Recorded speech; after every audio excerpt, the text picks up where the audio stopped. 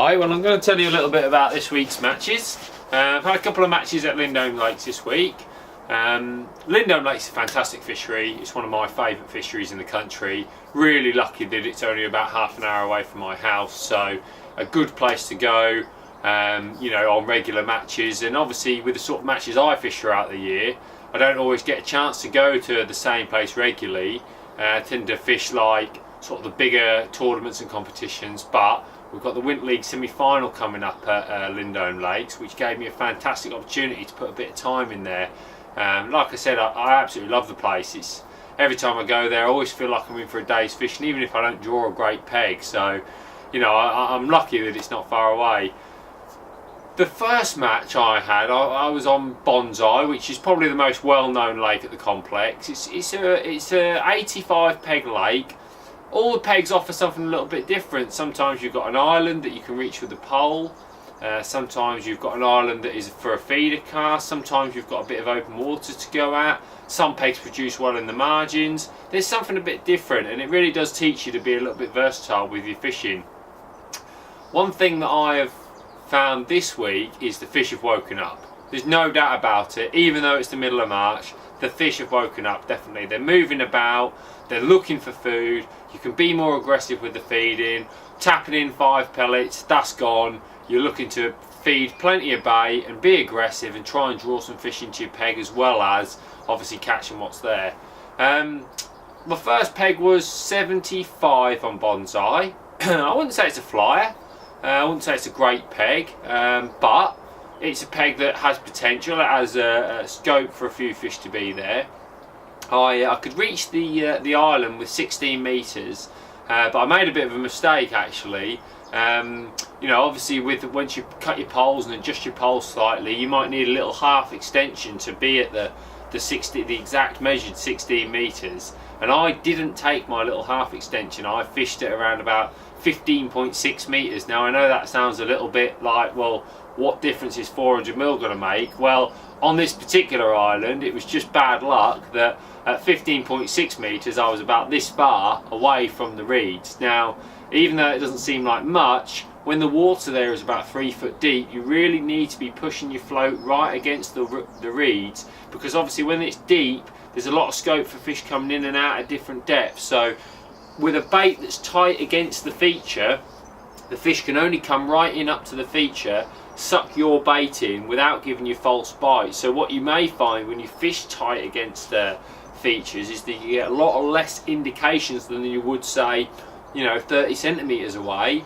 but you're going to get a lot more proper bites and a lot less foul-hooked fish. So that was a mistake on my part. My half extension is hardly anything at all, this sort of length.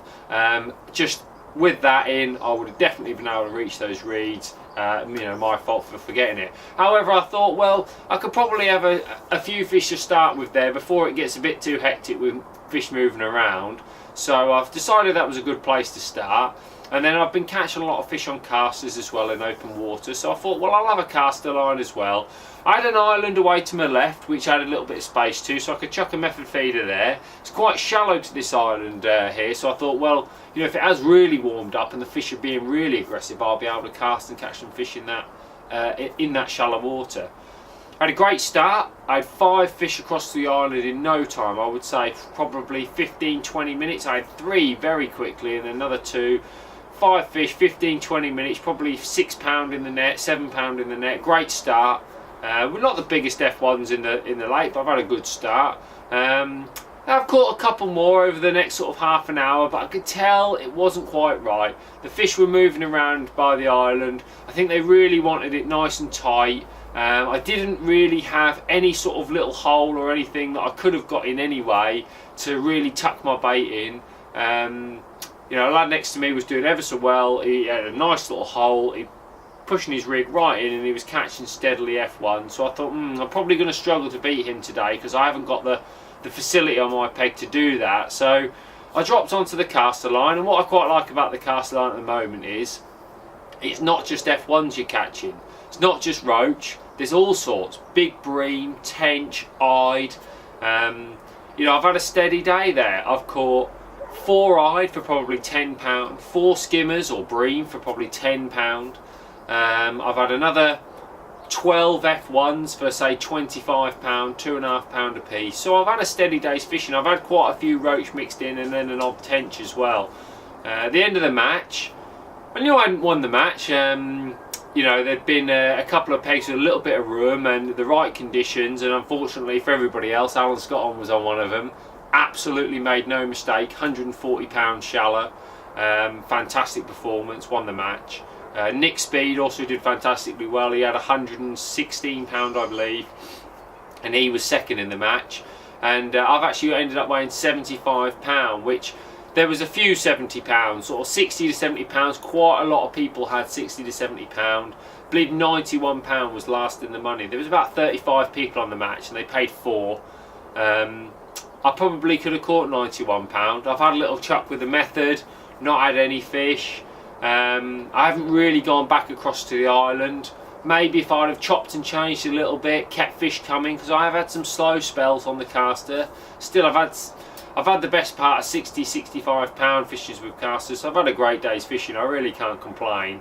But it's not really a winning method, which obviously you know, what I want to do is win. But when you think like £140, £120 were needed for first and second, I don't think that my peg was capable of that on the day. So I am happy to have a good day's fishing and have a good return from a peg. I mean, you know, a lot of people in the arm that we were in caught very little, so I was happy to catch £75.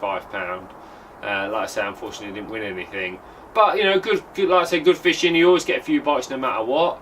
And then on Sunday, I drew on Oasis on peg 30. Now Oasis is 2 long straights and a short return at the top. And on this short return at the top, there was myself and John Allerton. Now, it can be a fantastic straight, can this, but unfortunately the wind was blowing from straight across us, which made fishing anywhere past say 7 or 8 metres impossible, because as you know, at the weekend it was really strong winds. And what that meant is I had to try and catch short. I had to try and catch short and I had to try and catch down the edge. I've had to play around with worms and casters. There was a few fish there to be caught on worms and casters. I've had to play around with pellets and meat, and there was a few fish there to be caught on pellets and meat. I never felt like I was queuing anything up. A lot of liners, a lot of false indications, quite frustrating really. I've ended up feeding quite heavily, sort of feeding heavily and then fishing, you know, on the deck, really nailing my bait to try and catch a few fish. It's been difficult in the wind. Wind's eased a little bit late on, and I've gone across for probably 30 minutes and caught 8 F1s, so I know that if the wind would have been anything like, I would have definitely caught fish across. I ended up weighing £63, not a bad weight for Oasis, but £79 won my section from further down, you know, on the straight. They've all had the wind off their back. It's made their fishing a lot easier. I was the only peg in their section. I mean, John mentioned to me that he had 40 odd pound. I think that basically we didn't have a chance at all. I know John's persevered trying to fish across, ever so difficult in that wind, made it almost impossible. So it was one of those days that you almost have to like write off, because you know you're not going to be able to compete with other pegs in your section. But I did learn quite a bit. I did learn that if I was fishing little bits of bait, fish were coming up in the water straight away, so maybe shallow fishing in the right conditions is going to be good. I did also find that if I cupped in some bait and let it settle, I could go back in on it and catch 2 or 3 fish straight away. So it's really a case of just, you know, take what you can from the day. You can't win the match every time you sit down. And when you sit down like that and you're faced with conditions that obviously nobody else in my section was faced with, I just knew I had to try and learn what I could from the day and take away what I could, which is what I've done. So, you know, I think, like we said at the start of this piece, the fish are on the move, definitely. Things are changing. I mean, for a start off, I caught some fish on meat. It's only the middle of March, that's quite early. You know, I think that there was fish to be caught on worms, there was fish to be caught feeding quite aggressively, there was fish to be caught shallow. So I think all of those things considered, winter is well and truly over, and definitely in the coming weeks we're going to see some big weights. Thanks.